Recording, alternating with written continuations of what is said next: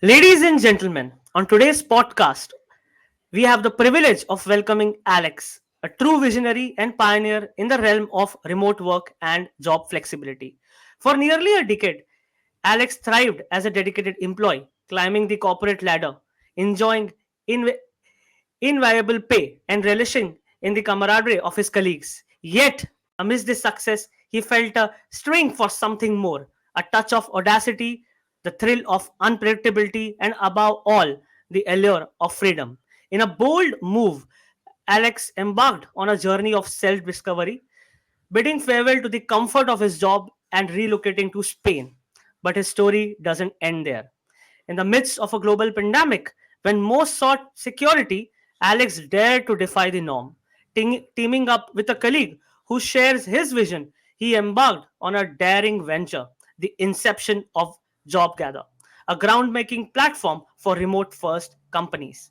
Driven by a shared conviction that the future of work is flexible, Alex has in team navigated the landscape in the COVID era entrepreneurship, witnessing firsthand the seismic shift towards remote employment. Their mission to revolutionize the job market by prioritizing flexibility, empowering individuals to choose not just where they work, but when and how they work. Beyond his entrepreneurial pursuits, Alex's passion extends to classic cars, real estate, and sports. But above all, he treasures meaningful conversations and invites you to connect with him on LinkedIn for a chat. So, without further ado, let's dive into the inspiring journey of Alex, the co founder of JobGather, and explore the future of work through his visionary lens. Welcome, Alex. How are you? What an introduction. Thank you, Shagar, for the invitation. I'm really good, thank you, and I'm excited to share my journey with you today. So, Alex, when I say the word future of work, what are the first few things that come to your mind? For me, I would say flexibility and work-life balance. For many years, I mean, up to the COVID times, really, um, work was something that we had to do in a specific location. Okay, and your personal life was always second, in terms of priority. Because if you had to take your kids to school, for example, well, you couldn't because you had to be in the office at 9 o'clock, and that's how it was. Um, and that's just one of many examples. I don't think COVID actually changed things, but I think COVID accelerated this change in a way that finally, and me first, we all realize that life shouldn't be about work only. Yes, we have to work, of course, but we also have to live. And living means, spending time with your family, with your friends, um, you know, doing things that you like, following your dreams, your passion. And I think what's happening today, it's a major shift in the role of work in our lives. And with remote work, among other things, we finally are able to have a much better balance between the time that we spend at work and the time that we spend with things that we truly want, truly like. And of course it's going to be a hard shift, and we are seeing companies going back to the office. We are seeing like a war between the talents and the employers, because it's not only affecting the way we work, but it's affecting the way we actually live. Work, how many hours do we spend at work every day? 7, 8, 9, 10 hours. That's a lot. If we sleep for 8 hours, we have 16 hours during the day. We spend at least half of that at work. We all probably spend more time with our colleagues than we do with our kids or partners. So yeah, it's a major shift. It will take some time, but for me, future of work, it's all about flexibility and a better work-life balance. Thank you, Alex, for sharing that. So what exactly was running in your mind when you decided to make this shift? Reason being, you know, everyone say there's a conflict between the right brain and the left brain. How you made it possible? Because I understand what it takes to leave a, let's say, a high paying job or a career and do something, this. So how was that for you? Yeah, it's a funny story looking back. It was a bit scary at the time, but yeah, I had a really good job, really good colleagues, really good employer, really good salary. However, I was not really happy at work anymore. I was, you know, in the morning when I was waking up, going to work was not excited anymore. And at the time I was 33 or something like this. I was like, I've got two options. Option one, which sadly it's what we see more often, is I keep this, good life, good job, good salary. From the outside, everything was good. But I'm not really happy. And what's going to happen in 20 years' time or 30 years' time? I'm going to look back and see like, wow, I've just stayed somewhere that I, didn't really enjoy.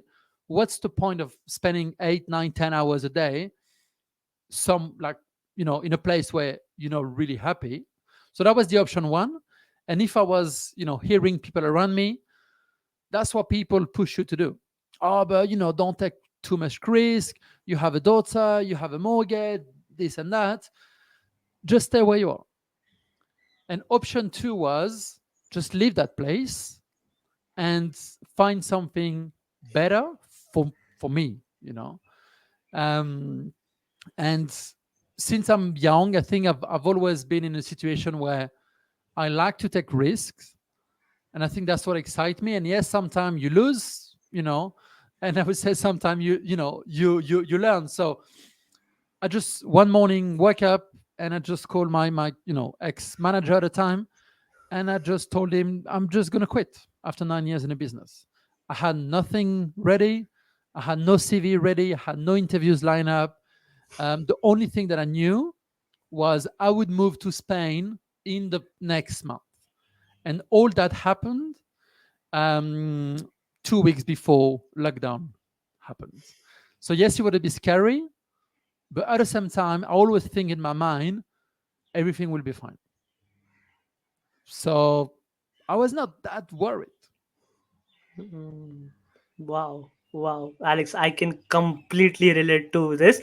Maybe we can have this conversation because I have been through similar experiences. But today it's about you. So I just have a quick question here. Out of the objectives, I know, you're still in this journey. There's the journey still on, and the journey is going to be, you have to make this journey richer. What are some of the benefits that you are enjoying today in this transition? And I understand that it also comes with its own set of challenges, and I would want you to highlight that as well. Yeah. When you start your business, whatever you do, you can become a freelancer, you can start a SaaS company, you can start a marketplace like we do. Doesn't matter what you do, but when you start your own business, sometimes, especially on LinkedIn, it seems that, oh, that's just the way to go. That's an easy way to earn a lot of money and to be happier. That's not. Trust me, if you want to earn good money, be an employee. That would be much easier. Um, so it as you said, it comes with a lot of challenge. So you have to be ready for them. You know. Um, However, for me, I usually say, being an entrepreneur is, being in a roller coaster with the head upside down 99% of the time. But the 1% makes it up, so much for the remaining 99%. So in my opinion is, if you want to launch something, if you want to become an entrepreneur or to become a freelancer, you need to know why you're doing it. For me, first of all, the pride of doing something that is mine. Of course, I'm not alone. I've started job together with Juan from day one. Now we are four co-founders. We are a team, and of course, it's not. just my project. It's the project of everyone. We are all of us building something. But still, it's the pride of saying I'm doing something. Myself. Um, so you have a true say on the strategy of the company, of course, as a co-founder. When you are an employee, depending of where you work, you usually don't have much power, and your voice is not always heard, which could be really frustrating. When you are launching your own company, you decide not alone, and you have to sometimes, argue and make compromise, but you are truly part of the strategy. Okay. Um, then for us, when we launched Together, so it was during lockdown, we were full remote from day one, for many reasons, and I can come back to that later.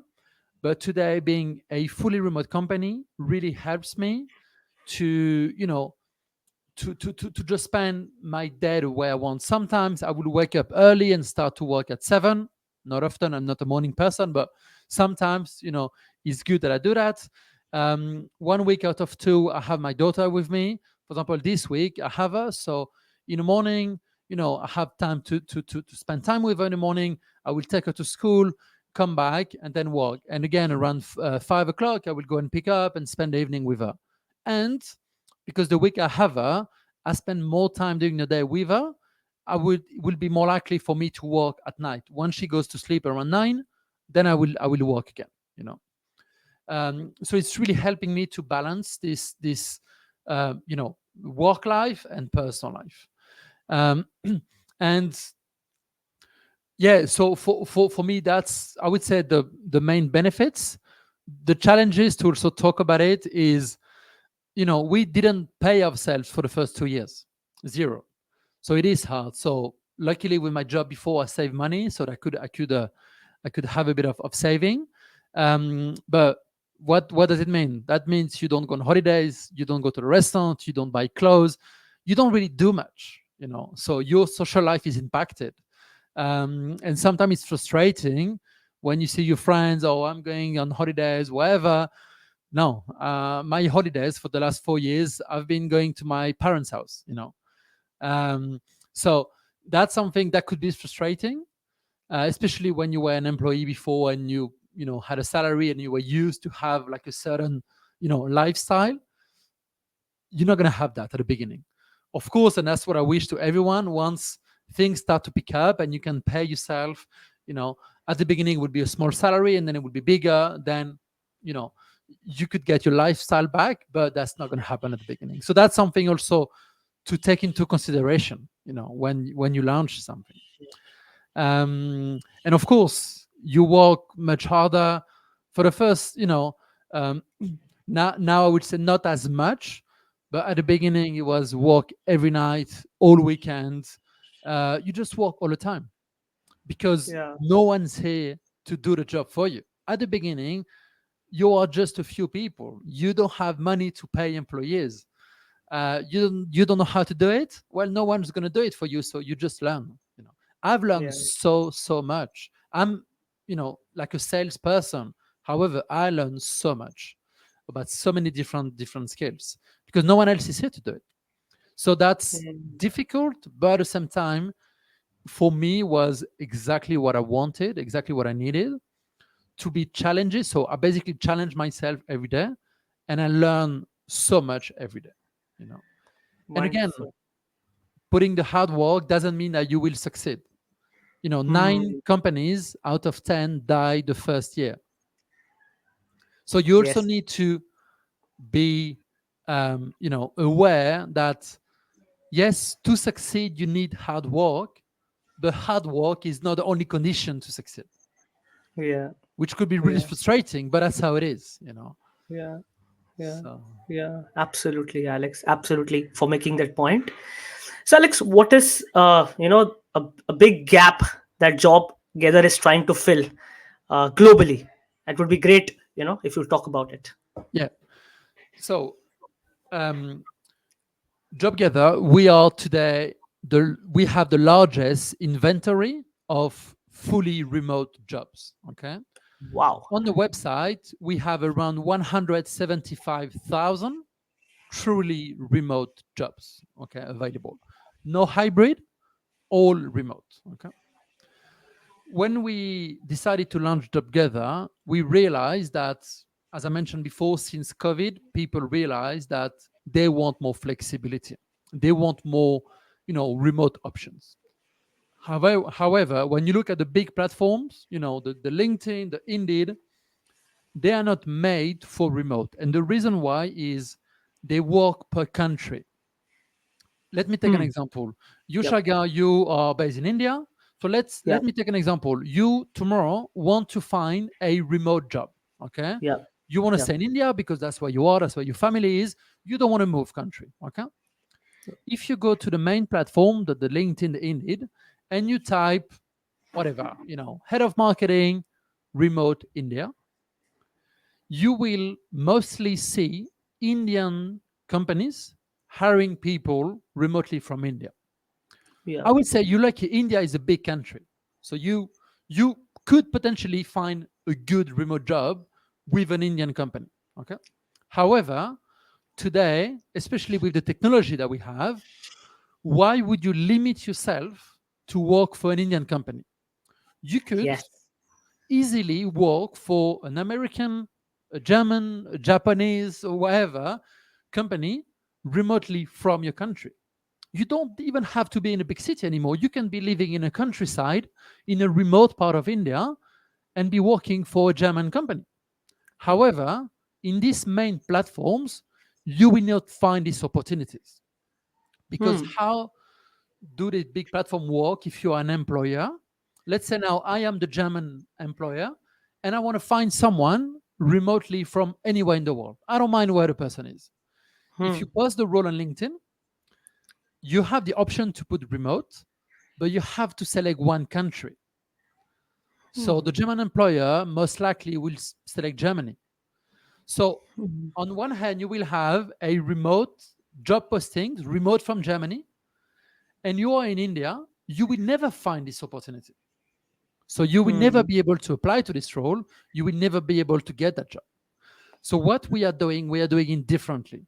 If I take your example again, on Yep. JobGather, if you type again head of marketing, India, you don't even have to type remote because it's always remote. So you Yeah. tap India, Yeah. you will not just see remote marketing roles from Indian company, but you will see marketing roles available remotely from India. Doesn't matter where the employer is from. The Hmm. employer can be German, can be American, can be Yeah. Colombian, or can be whatever. Yeah. If they are legally able to hire you from India, you will see that job posting on your search. Okay. So, what's helping talents is to just basically find remote job opportunities from companies they probably never heard of and from companies they probably didn't know they could hire you from your own country. You know. Yeah. Yeah. However, if we have positions they are US remote US only, you Shaga, because you are in India, you will not see these opportunities because you have to be in the US. So we Hmm. will not waste your time and we will not, give you, false hope that you can get a job because that job you have to be in the US. So we're Yeah. not even showing that to you. So Yeah. everyone is, basically not wasting the time by applying to role that you have no chance to get because you are not in that country. Because remote work today, of course, for us, remote work in theory is always global, but for legal reasons, mostly, Yeah. Yeah.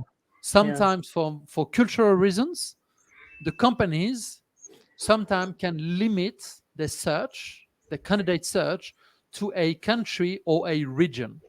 You know, Yeah. Yeah. so that's what we're trying to solve with JobGather. Wonderful, Alex. Great to get a a zoom in and a zoom out perspective of a big problem that Job Gather is trying to solve. Just a quick question, Alex. Uh, in your experience, because I personally find that a biggest advantage for the organization is to find talent across the globe. I think that is a Yeah, wonderful benefit. yeah. But then, in your experience, how what kind of openness you see in organizations, like Like, it's not only about, let's say, India or China or for that matter, but then definitely there is a fundamental understanding that the world is, I have the access to the talent around the world, but how open they are in your experience Mm. in getting, people from Yeah. across the globe. Mostly, we're not there yet. Let's Okay. be honest, we're not there yet. I think as I said, it goes because of a legal point of view. You know, you're an American company hiring people remotely in South America or in Eastern Europe or in Asia. Legally, from a legal point of view, it could be a bit of a gray area. So some companies don't want to go there yet. And some Hmm. companies would just say, we have, you know 20 entities around the world. We are only going to hire people in the countries where we have entities. On a Hmm. legal point of view, it's safer for us. Okay. And you have the cultural aspect, where companies, managers, they, I think, and that's my personal opinion, Yep. for lack of education, I would say, lack of awareness, lack of culture, they are not willing to work with different people on them. You know, Hmm. um, that is changing. The world is becoming global. People travel a lot more. When you go to cities like New York, like London, like Berlin, like Barcelona, you see a million different nationalities. So I think this shift is changing, and it's a good thing because, for example, for me, I live in London. Now I live in Spain. I'm French. I've traveled a lot. I know that you can really well work with, and at Jobgather we have people from South America, from Colombia, we have people from India, we have people from Ukraine, we have people from Portugal. We have a lot of different cultures, and it's working. We know it's working, but not all companies are ready to do that yet. So I think there's a cultural aspect that will take time. Okay. But now with the younger generation traveling a lot more, living abroad, working abroad, I think that will really help this transition to much more global teams. Okay. And the legal point of view, that's something the countries are really working on, the governments with the digital nomad visa that they're really working on. That will also, improve. So to come back to your question, today, what we see, out of the 175,000 roles, less than 1% are open to be remote from anywhere. Less than 1%. Okay. Hmm. The big majority, I don't have the exact number now, but it's close to 90%. They are only remote in one country. German company hiring people remotely in Germany. Swedish company hiring people remotely in Sweden, and so on. Okay. Hmm. And we are seeing cases where, for example, an American company hiring remotely anywhere in South America. Okay. The trends that we see is a lot of American companies, because they know in America it's really expensive, it's really hard to find talents. What they're doing a lot more is hiring people remotely in South America. Different reasons. People there are really good, same time zone for them. Hmm. And now people in South America speak really good English. Okay. Hmm. So that's one example. Companies in Western Europe start to hire more and more people remotely in Eastern Europe. Okay. Hmm. Um, so what we see is the majority of the companies, when they hire remotely in other countries, usually they hire in countries not too far from them.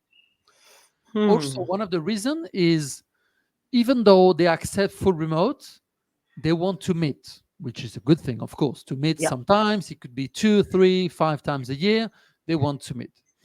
If you are an American company and your team is in Australia, in Japan, in Germany, of course it's harder to meet. So that's also one of the reason why they try to be not too far from each other.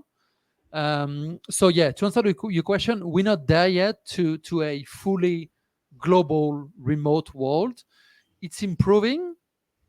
It will take time because it goes a lot with cultural, you know, cultural education and awareness, in my opinion. Yep. Thank you, Alex, for giving insights on some of the ground challenges and ground realities, because it really helps. What advice you have for job seekers who register and who create an account at JobGather? What kind of approach they should have? What are some of the blind spots that Yeah. they should think about to find?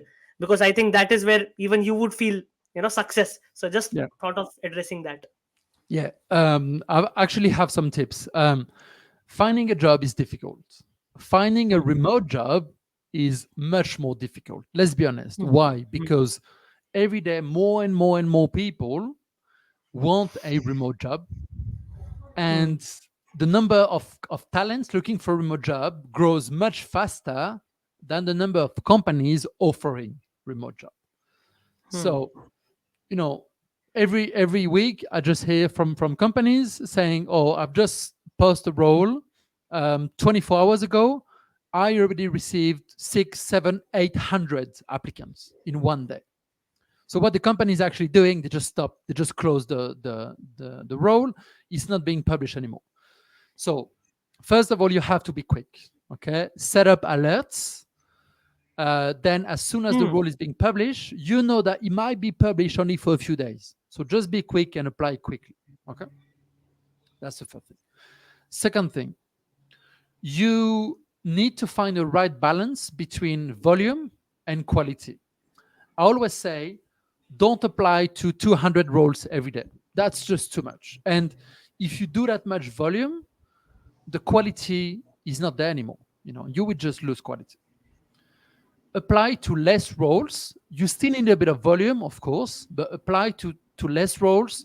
You could be applying to 10, 15, 20 a day, but apply to the ones that really matter to you and the one you really want. Okay, do less but do it better.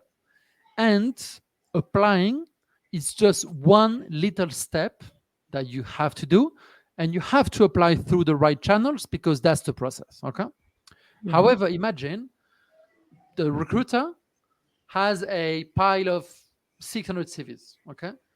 If your CV is not in the first 50, it's likely the recruiter will never even check the CV. Okay. So how do you want your CV to go on rank like 158 to the top of the pile? My advice will be to follow up using LinkedIn. Even though I Hmm. said that LinkedIn to find remote job is not great, yes, and I still, say that. However, to connect to people, it's the best tool by far, and it's the only tool Yes. that we have. So let me take an example. I've just applied to work at Revolut, for example. Revolut is actually our client, is a big employer, really flexible. I will just apply through JobGather at Revolut, and then I will try on LinkedIn to find one recruiter and the person who could be my potential manager. If you apply to a marketing position, find a head of marketing. Okay. Revolut, they have around 7,000 employees. It will not be easy. And marketing manager, they are probably 50. That's fine. Just try with one or two. Okay. Add these people to your network. You can just do like a short message. Okay. Explaining why you connect to them. And once they accept you, you can follow up with a longer message. Don't send a really long message. It has to be, for me, between 5 to 10 lines, not too long, where you have, and it's a difficult exercise, but in this short message, you have to show that person that you could be the right fit for the role. Okay. So explain, give a bit of context that you saw that role, you guess that this role is for it's for that team, that person, and explain in a few lines why you could be good. You can attach your CV if you want to, but you have to be really sharp with your message and add what we call a call to action. That means add something that the person can do to talk to you. That could be an agenda link. That could be, you can leave your telephone number, your WhatsApp, whatever you decide, but leave a call to action at the end. Okay. And really important, follow up. Sending one Hmm. message is not enough. Send, of course, not after an hour, but maybe after 2 3 days. Oh, by the way, did you check my message? What did you think? You know, it's important to follow up. Okay. If the person is not the right person and the person replies to you, sorry, that's not for my team. Okay, that's good. I'm sorry for that. Can you just send me to the right person? If you don't ask, you don't get. Okay. Hmm. doing Yes. that doing that exercise, and of course if you apply to 200 roles a day, you can't do that for 200 positions, but if you apply to only 10, you can do that every day for 10 positions. And Hmm. maybe you will be talking to a person of the team but not the right manager. That's fine. Ask for a 15-minute chat with the person. You could learn things about the role, you can learn things about the company, you can learn things about the company culture, and maybe you will say, oh, you know what, actually, I don't like the role anymore, and okay, see you later. Or, wow, that's even better than I thought, and that person could recommend you to the right manager. When you reach the right manager, it's quite likely they will say, yeah, talk to HR. Fine, you will talk to HR. However, if you show enough value for that person, and ideally you even had like a 15 minutes call with that person, where do you think your CV will go? It will go to the middle Hmm. of the pile, to the top. And the Hmm. marketing manager in that case will tell the recruiter, look, I've just had a 5 minute call with Shagar. You better talk to this guy because he's good. I can Hmm. guarantee the same day or the next day, you will have a call from the recruiter and you will have your first interview. So, Hmm. yes, it takes time. Yes, it takes a bit of work. However, the competition is so big for remote work, you have to stand out from the crowd. If you just apply like everyone else, you will just have like anyone else, zero feedback. Hmm. Wow. Wow, Alex. Like this is a kind of a mini masterclass that we are having. Thank you for sharing that. Just a quick question here. Uh, is there any difference between? I'm just for making it easy for our viewers because I'm just trying to bifurcate based on their level of, let's say, experience that they have, Mhm, 0 to 5 or 10.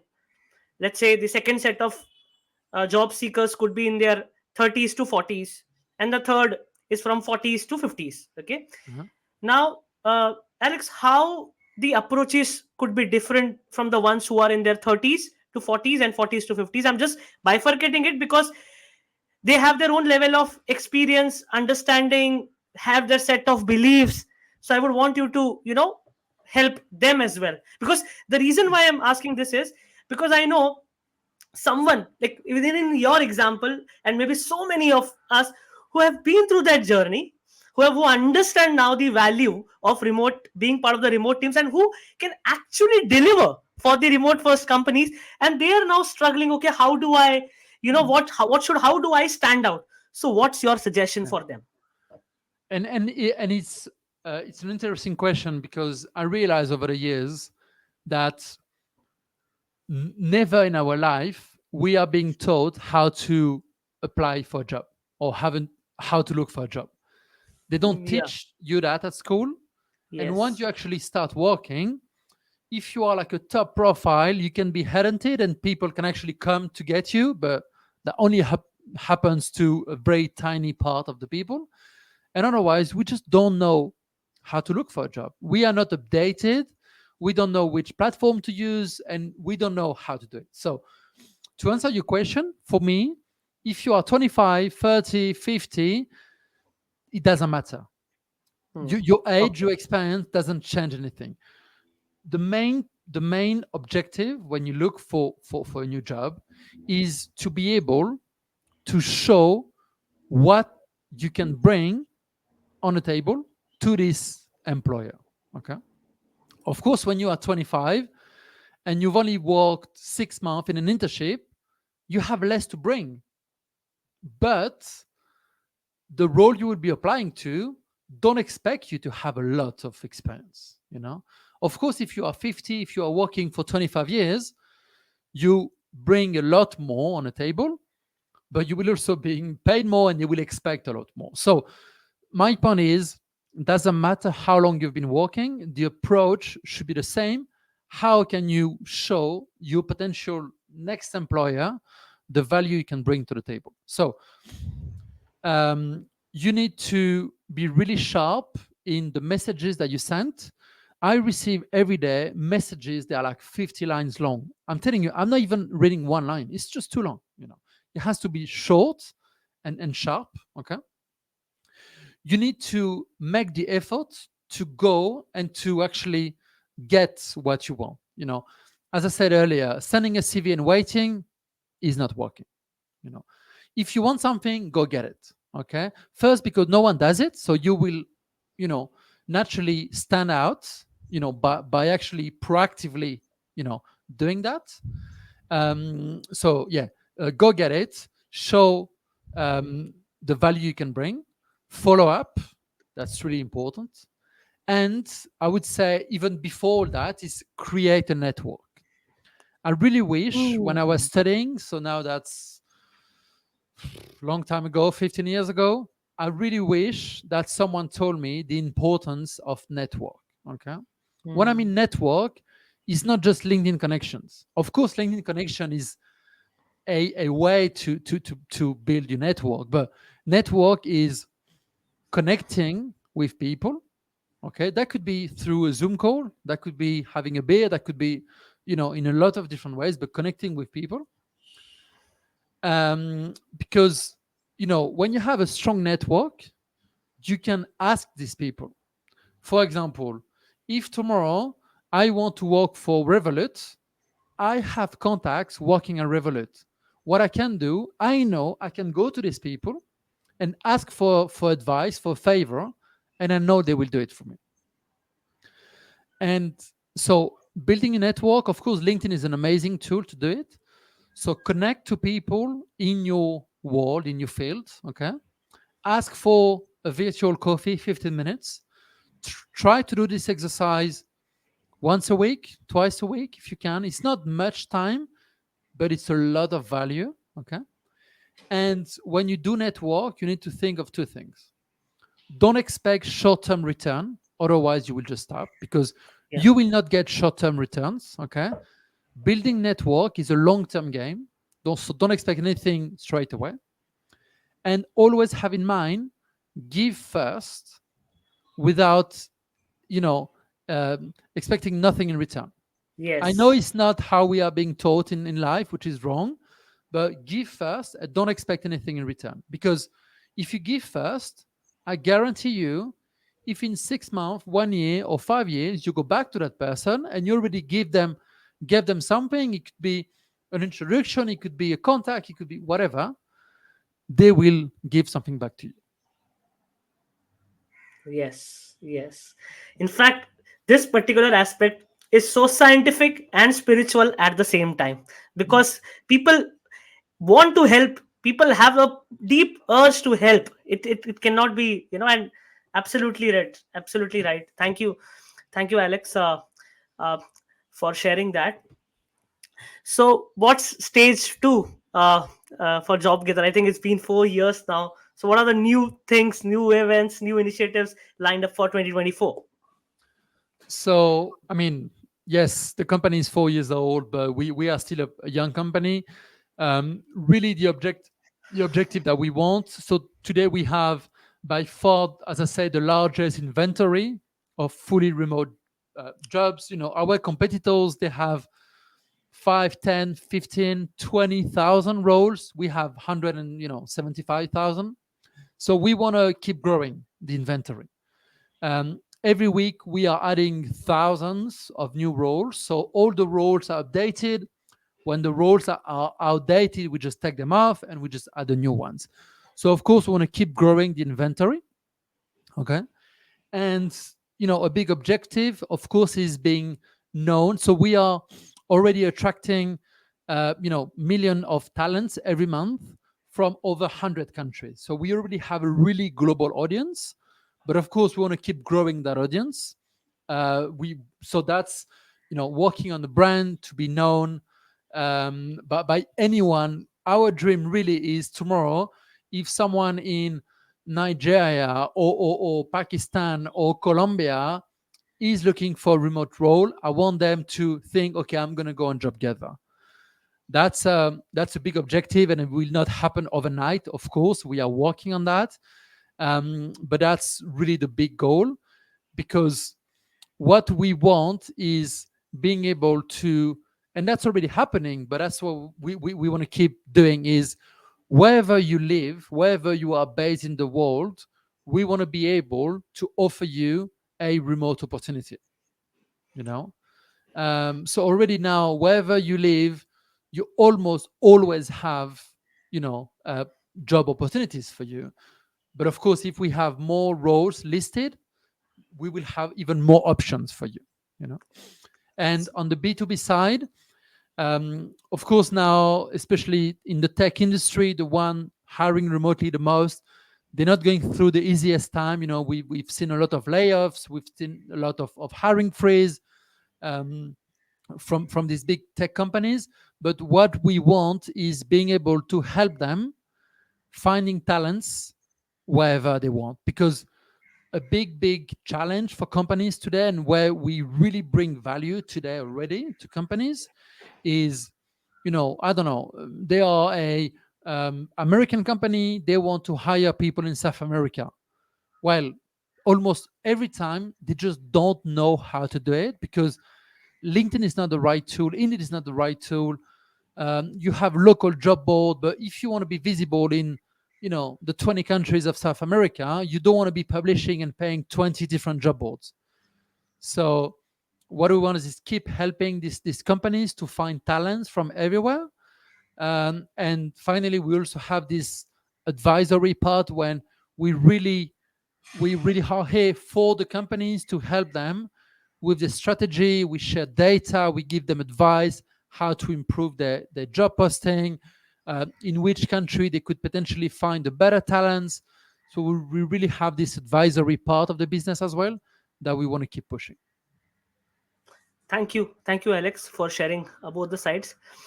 Just a quick question here on someone who is a job seeker who is uploading his CV on the platform. In the storytelling itself, what are some of the insecurities of the remote first companies one must craft it in the CV so that the CV goes to the top? Because CV, mostly people just talk about themselves, they talk about their achievements and everything. But Yeah. then if they're serious about getting a remote first for whatever reasons, how do they craft the message? In a way, I would say, looking for a, you know, hybrid role or remote, the message on a CV shouldn't be that different. If you apply to a remote role, the company will assume you want a remote position. Okay. Of course, what you can do is, in a way, um, show the company the reason why you want to work remotely, and maybe you can even share that you've done it before, or you have the setup. For example, if I see someone applying to a role I have, for example, and if the person told me, you know, in the brief summary of the CV on top, in 3 4 lines maximum, why they want to work remotely. For example, um, I'm a single mom, and I want to, you know, make sure I have time to look after my baby, for example. Well, I know that person wants to work remotely from the right reasons. She had personal, you know, obligations, and she want to have the flexibility for work to basically, you know, match her personal life. Okay. Hmm, hmm. And if that person says to me, you know, I've got a setup at home with, you know, a good Wi-Fi and a good chair and a good desk, and like a good remote Yeah, setup, that will yeah. also give me, um, in a way, more security, that the person will not be working on the bed with the baby next to them, you know, because working remotely, you need to have the right conditions for it, you know. And sometimes we see in job adverts, we see that they say good Wi-Fi required, you know. For Hmm. example, and we had cases, not anymore, but we had cases of people who had terrible Wi-Fi. I know it's not their fault, but you just can't work remotely if you don't have the good Wi-Fi, you know. Yeah. Yep. So I would say, explain why you want to work remotely. Explain that you know, the importance of a right setup. Okay. So this is Um, in the cover letter or in the CV, like how CV itself, like how? for me personally, I don't believe in cover letters because I think Okay. it's a big of a joke that companies keep asking for cover letters and 99% of the time don't read them. Okay. Okay. So Okay. you can just put that in a CV. And Mm. for me to go even further, I would even say something. If you have a good LinkedIn profile, you don't need a CV. I know it's some people will disagree to that, but I strongly believe. For example, for me in my case, yes, I spend a lot of time on LinkedIn. I comment a lot. I do a lot of posting, and I don't need a CV. My LinkedIn profile is much better than a CV. And if someone Mm. asks me for my CV, I said, just go on LinkedIn. Everything's there on LinkedIn. You even have much more than what you could get on the CV. My connections, all my publications, my Mm. recommendation, everything is on LinkedIn. Of Yeah. course, when you apply, still you need to upload CVs, but more and more you see the ability to apply using your LinkedIn profile. So, of Yeah. course, we're not going to have time to discuss about LinkedIn today, but having a Yep. strong LinkedIn profile, I would even say, is more important than having a good CV. Alex, what are some of the common blind spots or mistakes? Uh, let's say ultimately it's about storytelling, right? How can one be uh, authentic Yeah. and share his or her story with integrity? Because Yeah. usually there is a lot of you know dressing up that happens. Yeah. So how? Bullshit. A lot of Yeah. bullshit, you can say. No, that's a good point. First of all, when there is a lot of BS, you see that straight away. Okay. Hmm. For me, a good CV is not the best CV in terms of experience or in terms of everything looks amazing. It's an authentic CV. Okay. Hmm.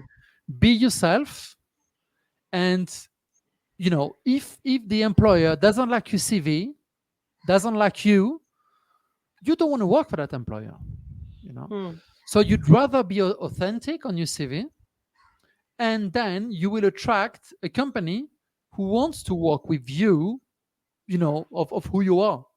You don't want to Hmm. be, because if you lie on a CV just to make it nicer, you're just starting this collaboration with that company with a lie. There's just no point. So Hmm. be honest, okay? Hmm. Because at the end, I believe, when you lie, people find out, and collaboration just can't work based on a lie. So just be honest and be precise. Put dates. I see a lot of, for example, experience 2022 to 2024. If it's January 2022 to December 2024, it's 3 years. If it's December 2022 and January 2024, it's 1 year. So Hmm. be precise. And again, we go back to the don't lie. Be precise. Okay. Um, Put numbers. Really, Hmm. doesn't matter what you do. You can be working in sales, in tech, in marketing, in whatever. Put numbers, because numbers are easy to read and easy to remember. Okay. Of course, if you work in sales, it's easy. I've done 1.2 million turnover. I've done whatever. That's easy. But if you work in marketing, for example, in social media, I took the account. We had 22,000 followers, and when I left, we had 200,000 followers. For example, numbers are impactful and tell a story much more easier than words. Especially on a CV. Remember, people spend 30 seconds. People will go to see the numbers before reading something. Okay, so just put numbers. That's really important. Okay, make your CV at your image. If you work in finance, if you are like a finance sort of person, really strict, and just make a CV like you. If you work in marketing, and if you work in you are a creative mind, make a creative CV. You know, Yeah. so I always say make a CV that look like you. You don't want to. Of course, you want to match what the company is looking for, but you're not here to lie and to please someone just to get a job. You want to show who you really are. If you are a creative person, put that on your CV. Make your CV with colors. Hmm. Um, and one more thing, I could add, I would say, is for me, the section when you talk about you, about your passions, for example, 99% of the time you see reading and traveling. Again, that's BS. Like everyone just say they like reading, they like traveling, and then you ask them what is the last book that you read, and they will tell you Harry Potter 2 years ago. That just makes no sense. um, put what you truly like, you know and doesn't matter what it is. It could be, if it's traveling, put some example. Where did you go? What did you do? Maybe you have a blog on Instagram. Maybe you have, you know if you like reading, make sure that you actually read a book in the last 2 weeks. uh, you can be, for example, you want to put like sport, put which sports. If you say, oh, I like football, when did you went to a football game? Oh no, I never been to a football game. Just makes, Hmm. so again, we go back to be yourself and don't lie. you know Yeah. uh, and be proud of who you are, because at the end of the day, companies want the right people for them, but they want true people. Okay. Hmm. Hmm. And the last point is show which value you can bring. Okay. Hmm. If you're applying for a social media manager position, make sure you show what you've done in the past, and you can even explain shortly how you've done that, which tools you've used, which strategy you've done, okay, to grow from 20 to 200,000 followers, for example, because people want to know what you can bring to their company. Yeah. Yeah. Alex, thank you for structurally addressing this point. Thank you, Alex. When a gatekeeper, let's say a recruiter or the HR, representative, when they go through a CV, they watch it from a pure technical lens or they follow the SOPs. But when the CV goes to, let's say, in a startup, to a founder, Mhm. or if somehow the CV reaches directly uh, to the decision maker, they view the CV differently. So what advice you have for the gatekeepers? Because in my understanding, and you can correct me if I'm wrong, sometimes good candidates do not go through the decision makers because of some uh, some discrepancies. So what are your thoughts on this, and does it happen? Yeah, of course it does. And even sometimes you can go further. CVs are being selected through an automatic, like ATS, the applicant tracking system that company use. So it's not even a person, checking your CV. Um, Easy answer. What I said before: go and do network with Hmm. the hiring manager, Yeah. because, and I've seen that many times. If you go through the hiring manager and if you make a good impression and if you show the value you can bring, that person will put your CV on top of the pile. The recruiter might have said no to your CV because, first of all, you need to understand recruiters is a really hard job because they need to hire in the same week one tech person, one marketing, one sales, and one product. Hmm. Recruiters, they can't know everything. They can't Yep. be as good in marketing as the marketing manager. So sometimes they will miss things. And Hmm. I've told you before, in remote, companies are receiving, could be 4, 5, 600 CVs in 24 hours. So they just check CVs so quickly, they will miss out on things. If you go to Hmm. the hiring manager and you show, and you are really sharp in your message and you show the value you can bring, the manager will see that value straight away.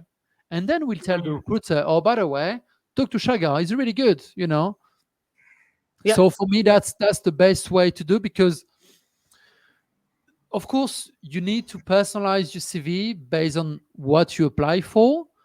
but you will not make a completely different CV every time. It's just not possible. Yeah. So make sure, and that's why for me, I told you earlier, I don't like cover letters. Hmm. However, I really like a short message with your application. It Hmm. could be an email or it could be directly in the application, like a short message where you just say, in for me, 3 to 5 lines maximum, you just show which value you can bring to that specific job offer. And Yeah. again, if the recruiter still doesn't see your value, go to the hiring manager. Yeah. Yeah. Yeah. Thank you, Alex. Thank you so much. I think I just feel that we are just 15 minutes into the conversation, but it's already an hour. I think I would love to have you once again, and we have to do a part two because I have Yeah. so many questions for you. But thank you so much, Alex. I think we covered a lot in this brief time. We learned about Job Gather's mission. We understood your journey. We understood some of the areas where you're helping remote first companies from a B2B standpoint. We also learned and received wonderful insights on presenting your CV and how to connect the dots using LinkedIn, and of course creating an efficient LinkedIn profile Mhm. irrespective of wherever you apply. Thank you, Alex. So before we end this conversation, do you have any closing comments for our viewers? And what is the best platform for viewers to connect with you? Uh, Easy. It's LinkedIn. That's the only social media that I use. LinkedIn.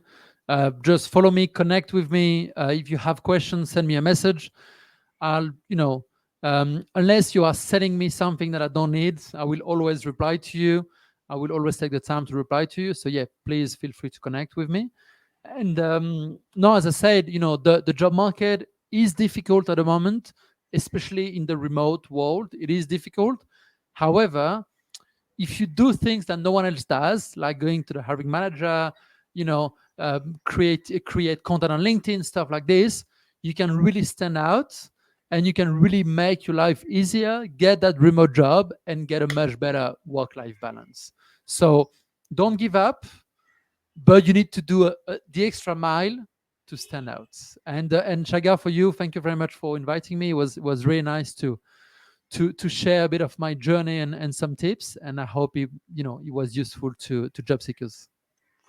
Yes, absolutely, Alex. It's the beauty of a heart-to-heart conversation is how we feel is the same way audience is going to feel. So I'm pretty confident about all the insights they have received from you, and to the viewers. A big thank you for always joining and listening to the conversation. And yes, I promise I am going to continue this mission of sharing and talking about future of work. And in one of the many goals that I have, I would also want to see a global community where people work remotely. So thank you everyone.